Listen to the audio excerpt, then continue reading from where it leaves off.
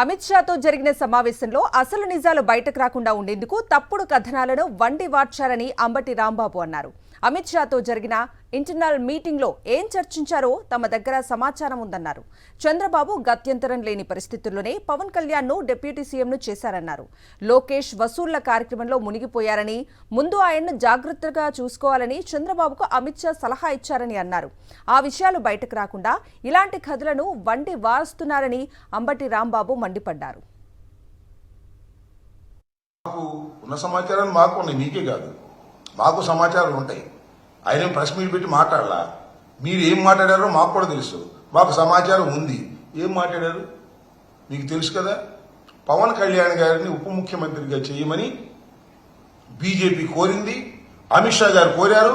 దాని మీద మీరు గత్యంతరం లేని పరిస్థితుల్లో ఉప ముఖ్యమంత్రిగా పవన్ కళ్యాణ్ గారిని పెట్టారు. ఇవాళ మీరేం చేస్తున్నారు? ఉప ముఖ్యమంత్రిగానంట పవన్ కళ్యాణ్ గారు ఒక పక్కన ఉంటే, రెండో పక్కన ఆయన కుమారుణ్ణి తెచ్చుకోవాలనే ప్రయత్నం చేస్తున్నారు. మీ ఇష్టం తెచ్చుకొని, మాకేం అభ్యంతరం లేదు. కూటమి ప్రభుత్వం కదా, మీరు తెచ్చుకోవచ్చు. మీరు ఎవరినైనా తెచ్చుకున్నారు ఆయన మంత్రిగా, మీరు ఎవరినైనా తెచ్చుకున్నారు ఆయన మంగళగిరికి. దీన్ని అమిత్ షా గారిని మీరు అడిగారంట. అమిత్ షా గారు ఏ మాట చెప్పాడో మాకు తెలుసు. ఏం మాట చెప్పాడు? ఏమండి చంద్రబాబు నాయుడు గారు, మీ ఓడిని కాస్త కంట్రోల్లో ఉండమనయ్యా, ఎక్కడ పడితే అక్కడ ఏళ్లు పెడుతున్నాడు, ప్రభుత్వానికి చెడ్డ పేరు వస్తుంది, ఉప ముఖ్యమంత్రి లేదు, ముఖ్యమంత్రి లేదు, కాస్త ఆగండి, మీ స్పీడ్ తగ్గించండి, మీ అబ్బాయి స్పీడ్ తగ్గించండి, మీ అబ్బాయి ఎక్కడ పడితే అక్కడ వసూళ్లు కార్యక్రమాల్లో నిమగ్నమైపోయి ఉన్నాడు, కాస్త జాగ్రత్త చేసుకో నాయనా అని ఒక మంచి సలహా ఇచ్చాయంట. ఆ సలహాని బయటకు రాకోకుండా మీరు ఇవాళ ఇలాంటి పుంఖాలు కథలు జగన్మోహన్ రెడ్డి గారి నివాసాల మీద, వాటి మీద, వీటి మీద రాసేటటువంటి ప్రయత్నం చేయడం అనేది ఒక దిగజారిపోయినటువంటి వ్యవహారాలు మీరు చేస్తున్నారు. ఈ వ్యవహారాలను కట్టిపెట్టి వాస్తవాలను ప్రజలకు అర్థమయ్యే విధంగా మీరు చేస్తే బాగుంటుందని కూడా మనవి చేస్తున్నారు. జగన్మోహన్ రెడ్డి గారికి 50 బెడ్రూమ్లు ఉన్నాయి, 60 బెడ్రూమ్లు ఉన్నాయి, ఎన్ని పాత చింతకాయ పచ్చడిలో కథలన్నీ కూడా ఇవాళ మళ్ళా వండి వాచేటటువంటి ప్రయత్నం మీరు చేస్తున్నారు. ఇదే అంశానికి సంబంధించిన పూర్తి అప్డేట్స్ ని మా ప్రతినిధి సతీష్ అడిగి తెలుసుకుందాం. సతీష్, చెప్పండి, అంబటి వ్యాఖ్యలకు సంబంధించి అప్డేట్స్ ఏంటి?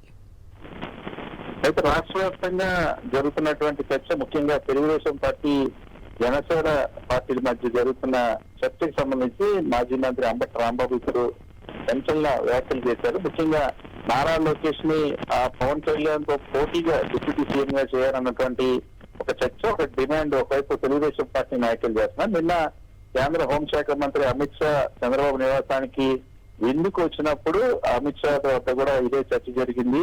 ఇదే అంశాన్ని ముఖ్యమంత్రి చంద్రబాబు అమిత్ షా దృష్టికి తీసుకెళ్లినట్టు అంబటి రాంబాబు ప్రకటించారు. దాంతో పాటుగా అమిత్ షా కూడా నారా లోకేష్ తీరు పట్ల అభ్యంతరం వ్యక్తం చేశారు. ఇప్పటికీ అన్ని వ్యవహారాల్లో కూడా జోక్యం చేసుకుంటున్నారు, అన్ని అంశాలలో కూడా నారా లోకేష్ వేలు పెడుతున్నారు అన్నటువంటి విమర్శలు ఉన్నాయని అమిత్ షా ముఖ్యమంత్రి చంద్రబాబు వివరించినట్టు మాజీ మంత్రి అంబటి రాంబాబు సంచలన వ్యాఖ్యలు చేశారు. అయితే ఈ వ్యాఖ్యలకి ఖచ్చితంగా నిజమని అనిపిస్తుంది. ఎందుకంటే రాష్ట్ర వ్యాప్తంగా తెలుగుదేశం పార్టీ నాయకులు ఒకవైపు క్యాంపెయిన్ చేస్తా ఉన్నారు. సాక్షాత్తు ప్రస్తుతం డిప్యూటీ సీఎం గా ఉన్నటువంటి పవన్ కళ్యాణ్ ప్రాతినిధ్యం వహిస్తున్న పిఠాపురం నియోజకవర్గం సంబంధించిన మాజీ ఎమ్మెల్యే వర్మ దీనికి సంబంధించి కొద్దిసేపటి కిందటే ఒక వ్యాఖ్యలు చేశారు. నారా లోకేష్ డిప్యూటీ సీఎం చేయాలని వ్యాఖ్యలు చేశారు. ఇంకొక వైపు నిన్న ముఖ్యమంత్రి చంద్రబాబు సమక్షంలోనే కడప జిల్లా తెలుగుదేశం పార్టీ అధ్యక్షుడు శ్రీనివాసులు రెడ్డి నారా లోకేష్ డిప్యూటీ సీఎం చేయాలని ప్రతిపాదన తీసుకొచ్చారు.